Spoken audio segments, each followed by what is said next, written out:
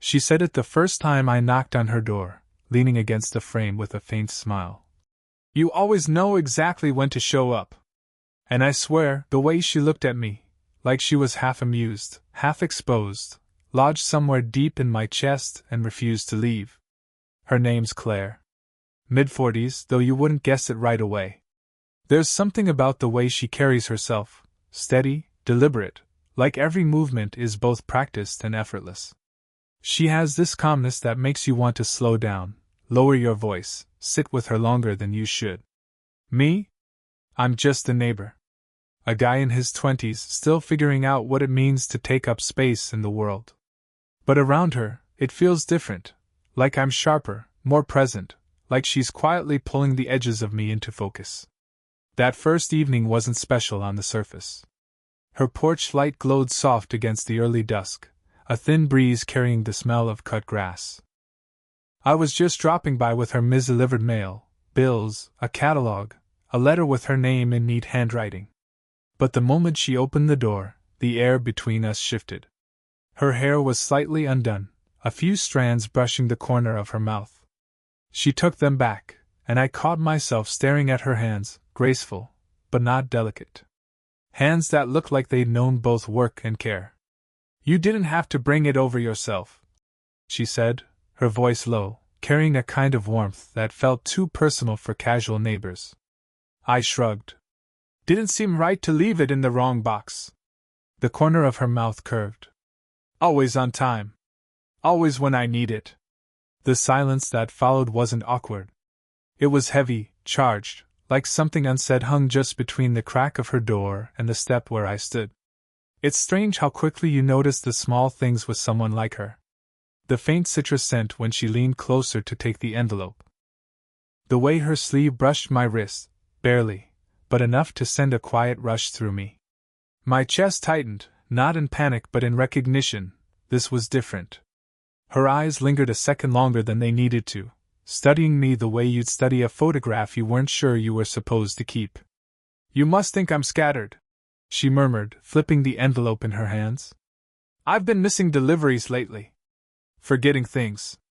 I don't think that, I said too quickly, almost stumbling over the words. I mean, you seem put together.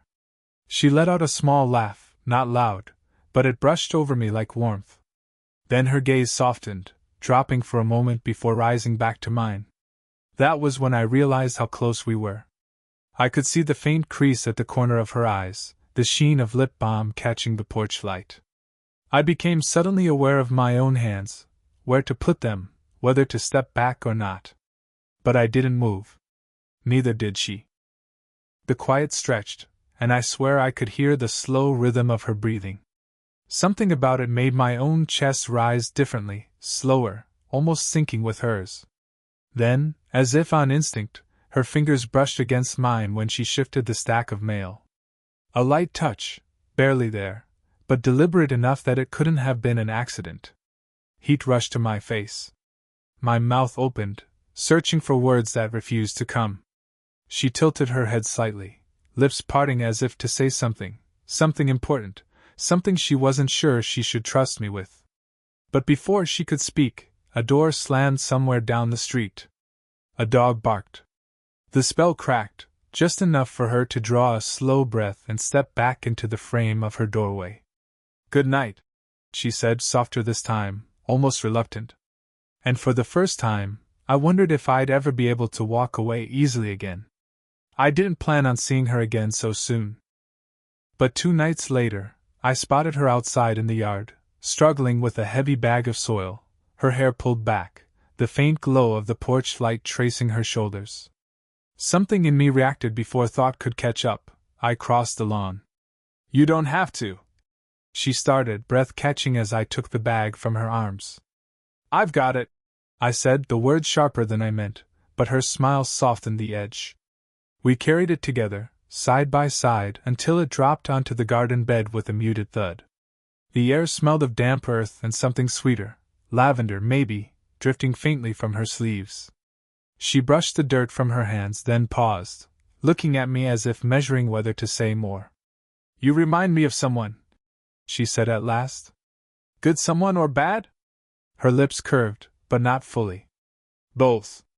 Inside, she poured 2 glasses of water and gestured for me to sit at her kitchen table. The room was quiet except for the low hum of the refrigerator, the overhead light catching faint lines near her collarbone.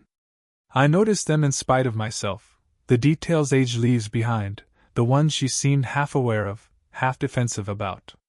She carried them like she carried everything else, gracefully, but with a hint of weight. My ex-husband used to tell me I never needed help, she said, fingers tracing the rim of her glass. He made it sound like a compliment. But it wasn't. I stayed quiet, waiting. He wanted me self-sufficient, because he didn't want to feel needed. Not by me, not by anyone. Her eyes lifted to mine briefly, then slid away. That's what 10 years taught me. Something caught in my chest. I wanted to reach across the table, to steady the tremor in her voice she pretended wasn't there. Instead, I said, I don't think needing someone is a weakness. Her gaze returned, sharp, searching, as though my words had crossed a line she wasn't expecting me to step over. The silence stretched again, charged like before. I became painfully aware of how close her knee was to mine beneath the table, how her breath hitched just slightly before she exhaled. I looked away, forcing myself to study the ordinary things, the chipped corner of her mug on the counter, the faint scuff marks on the tile floor. Anything but the truth glowing between us. You're what, 25? She asked finally, her tone casual but her eyes fixed too firmly on me. 23, I admitted. Her laugh was soft, short. She shook her head, as if scolding herself. You could be my son. I'm not, I said, maybe too quickly, maybe too firmly. The words hung in the air, heavier than they should have been. She rose to rinse her glass at the sink, her back turned, her shoulders tense. The water ran too long, like she needed the sound to fill the space between us. When she turned, she leaned against the counter, arms folded. People would talk. You know that, don't you? I don't care, I said before I could stop myself. Her mouth opened, then closed again. She pressed her lips together, shaking her head faintly as though fighting an invisible argument. The moment broke when her phone buzzed on the counter. She glanced at it, frowned, then silenced the call without answering. I caught the flicker of something on her face, frustration, maybe sorrow. You okay? I asked. Just my daughter, she said lightly, though her voice betrayed more. She thinks I should go out more. Date. Live like I'm not. She didn't finish the sentence. Like you're not what? Her eyes found mine, steady and unguarded for a beat. Like I'm not already fading. Something twisted inside me. I stood without thinking, stepping closer. My hand hovered, then rested lightly on her shoulder. Her breath shifted at the touch, quicker, uneven. She didn't move away. If anything, she leaned the slightest fraction toward me, as though against her better judgment. The air between us felt too thin, like one wrong word would shatter it. Her eyes darted to my mouth, then back to my eyes, and the stillness stretched until the hum of the fridge sounded like a roar. Finally, she whispered, almost to herself, "This isn't fair."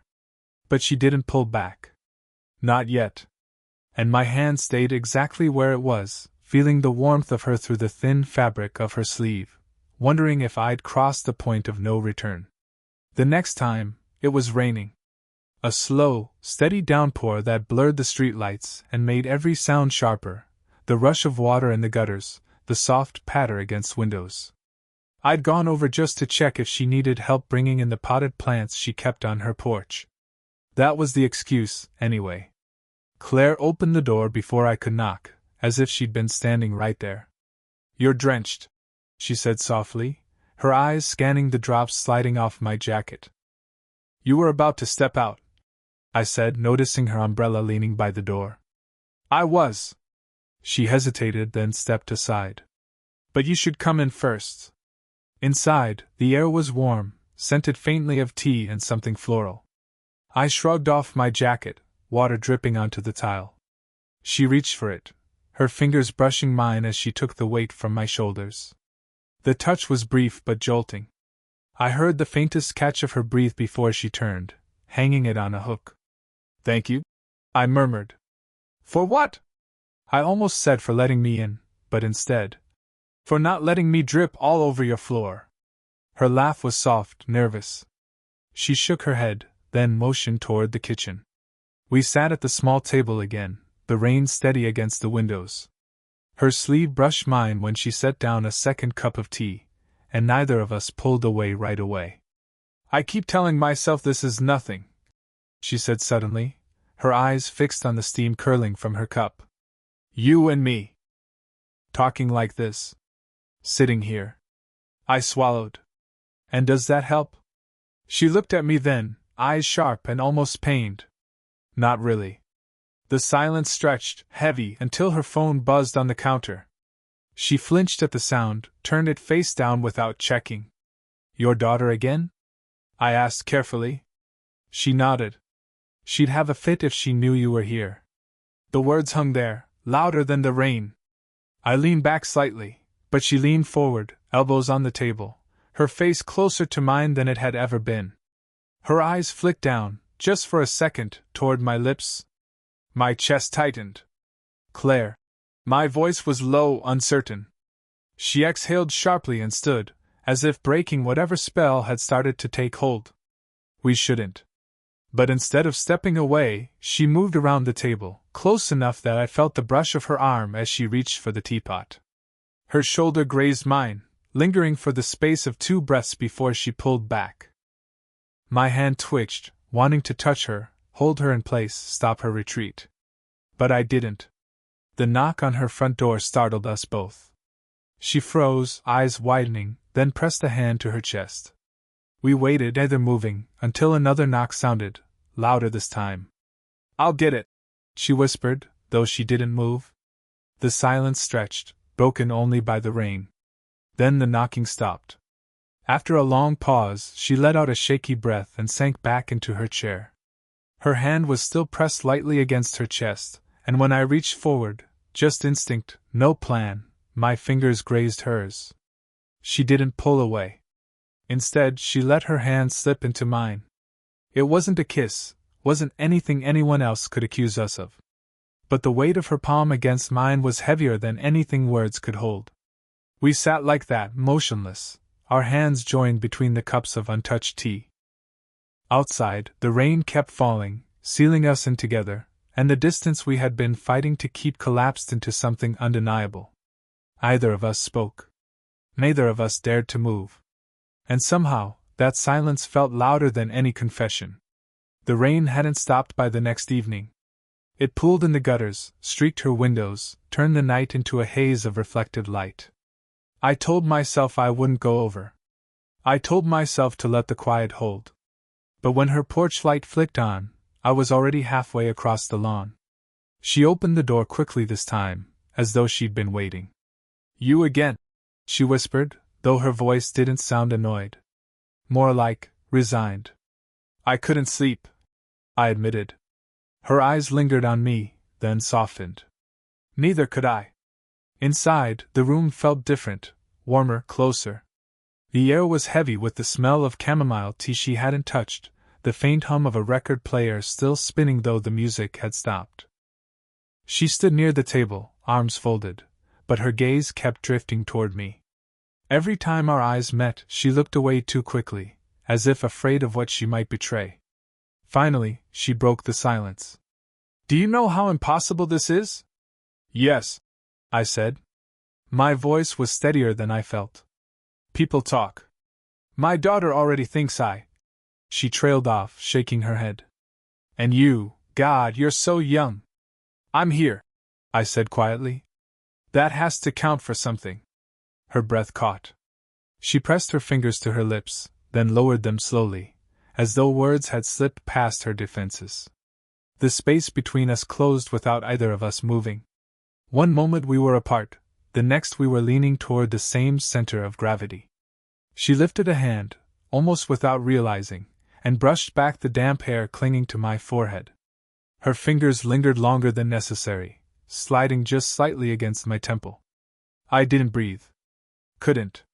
You shouldn't let me do that, she whispered. Then don't stop. Her eyes flashed, startled, torn, and for a long beat we just stared, my skin still burning where her touch had been. The sound of the rain filled the room, steady and relentless. She stepped closer. So close that I felt the brush of her shoulder against my chest, the faint warmth of her breath lifting the hair at my jaw. My hand twitched at my side, then rose, almost on its own, to rest lightly at her waist. She inhaled sharply, but she didn't move away.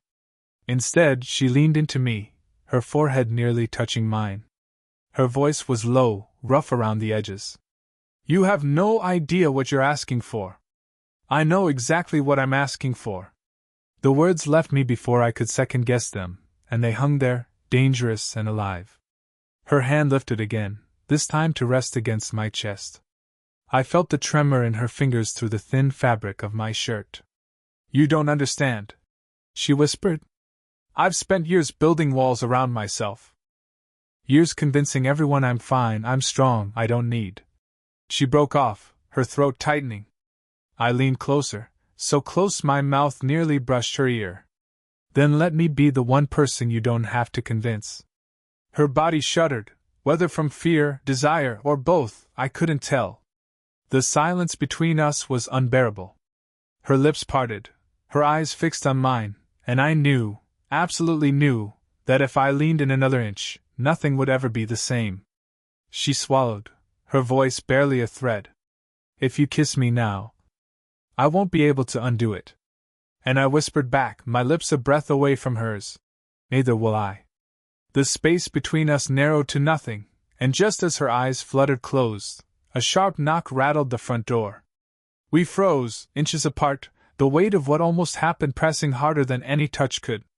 The knock at her door wouldn't stop. It came again, sharp, impatient, while Claire and I stood frozen in the half-light of her kitchen. My pulse hammered in my ears. She pressed a finger to her lips, signaling me to stay quiet, then moved toward the door. Her bare feet barely made a sound across the wood floor, but I could see the stiffness in her shoulders, the way her breath hitched. When she opened it, I saw who it was. A woman, a little younger than Claire, with the same green eyes. Her daughter. "Mom? Why didn't you answer my calls?" the girl demanded, pushing inside without waiting. She shook out her wet jacket and glanced around the room.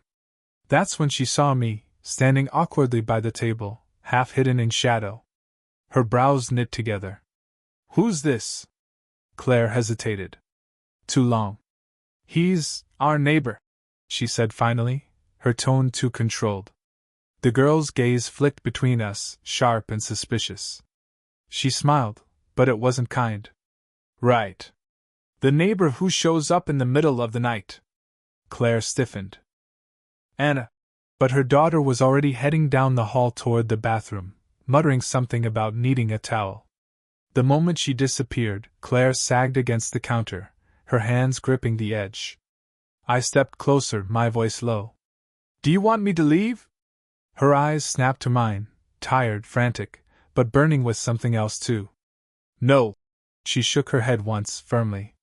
"Not yet." The words hit me harder than they should have.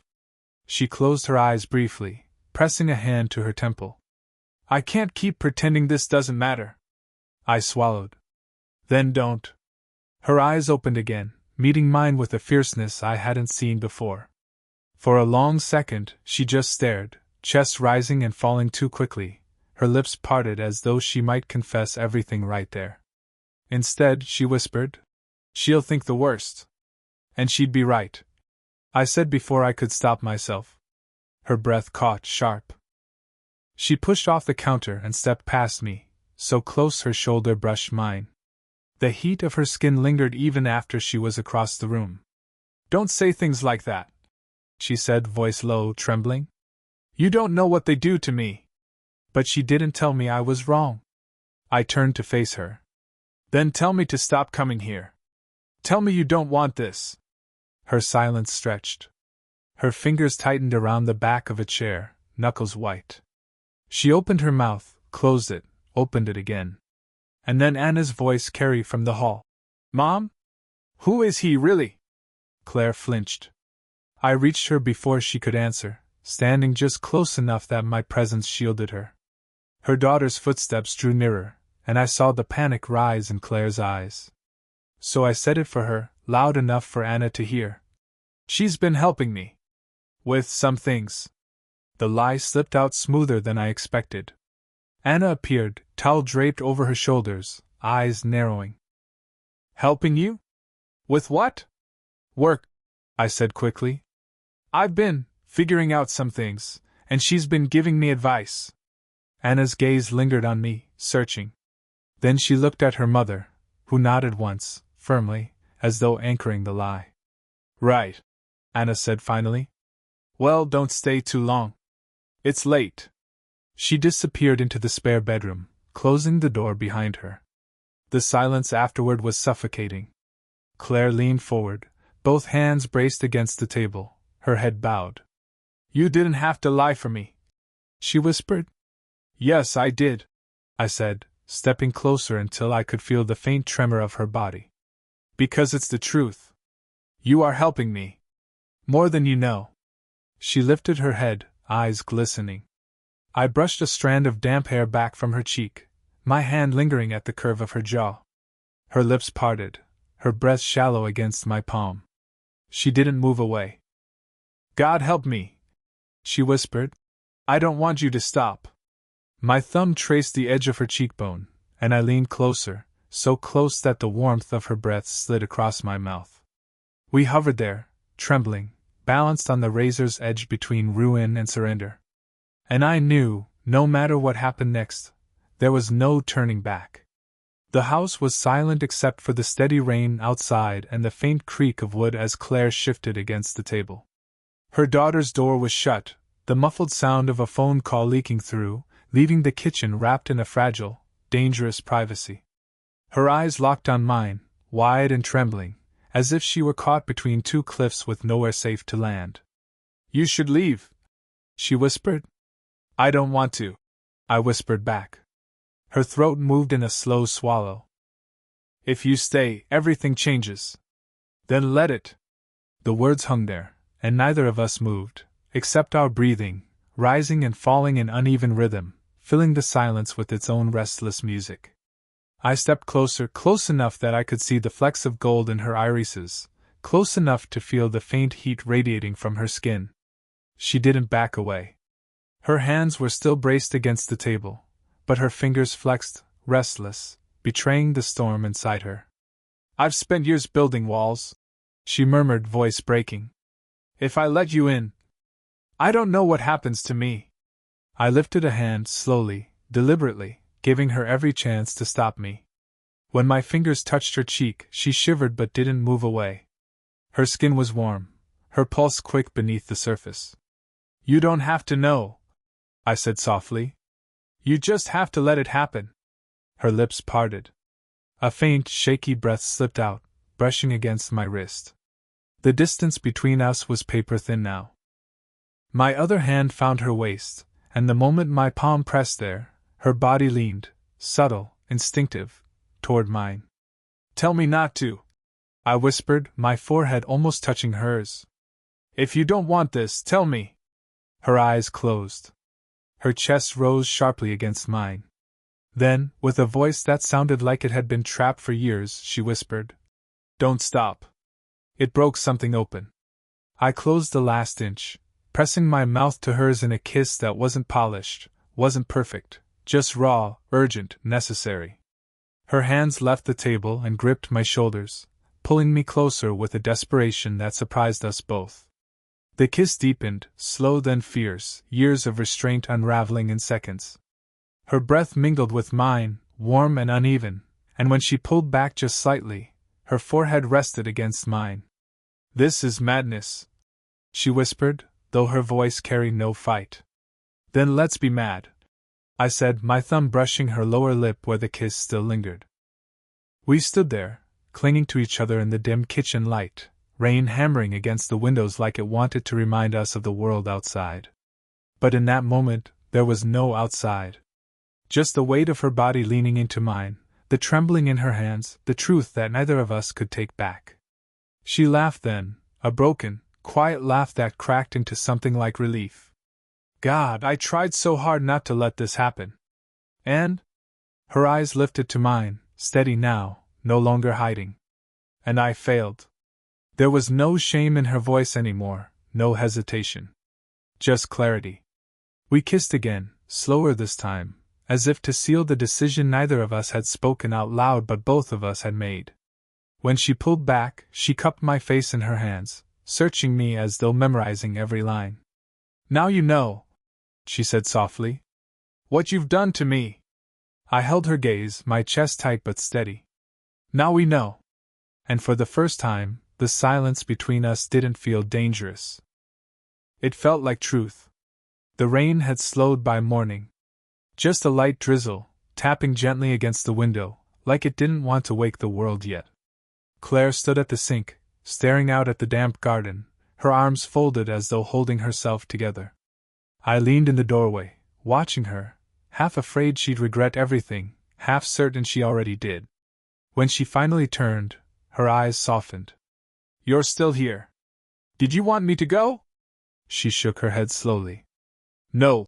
The quiet stretched, not heavy this time, but fragile, like glass we were both afraid to touch too hard. She came toward me, each step deliberate, her bare feet silent on the floor. When she stopped just in front of me, her hand lifted, brushing my jaw in a gesture so gentle it undid me more than the kiss had. You're too young to carry someone else's scars, she whispered. Then let me carry yours, I whispered back. Her eyes closed for a moment, and when they opened again, something had shifted. The fear wasn't gone, but it wasn't in control anymore. We sat together on the couch, the gray morning light spilling over us. She leaned against me, her head resting on my shoulder, and I wrapped an arm around her, pulling her close. For the first time, she didn't tense. She let herself sink into me, her body warm against mine, her breathing steadying as though she'd finally stopped running. I don't know what happens next, she said quietly. Neither do I admitted. She tilted her head to look at me, a faint smile curving her lips. That should scare me more than it does. I kissed her forehead, light, lingering, like a promise without words. Then maybe it means we're exactly where we should be. Her fingers found mine, lacing through them slowly, as though testing if I'd really hold on. When I squeezed back, she sighed, a sound full of release, not defeat. You know people will talk, she said after a long pause. Let them. Her laugh was soft, almost disbelieving. You make it sound simple. It feels simple, I said. Right here. With you. She studied me for a moment, then nodded as if conceding a point she'd fought too long to deny. Maybe I've been waiting for someone to remind me of that. The drizzle faded, leaving only silence outside. Inside, the quiet felt different now, not tense, not uncertain. Just ours. She leaned closer, pressing her lips to mine in a kiss that was slower, steadier than the night before. Not urgent this time. Certain. When she pulled back, she rested her forehead against mine, her breath warm, her voice barely above a whisper. I'm glad you didn't listen when I told you to go. I don't think I could have, I said. Her smile grew small but real. Good. We stayed like that, close, entangled in the simplest of ways. No grand declarations, no promises we couldn't keep. Just two people who had stopped pretending, who had finally allowed themselves to be seen. The rain clouds broke then, a faint streak of sunlight spilling across the room, catching in her hair. She closed her eyes, leaned into me, and for the first time since I'd met her, she looked unguarded. And I knew, whatever came next, we would face it together,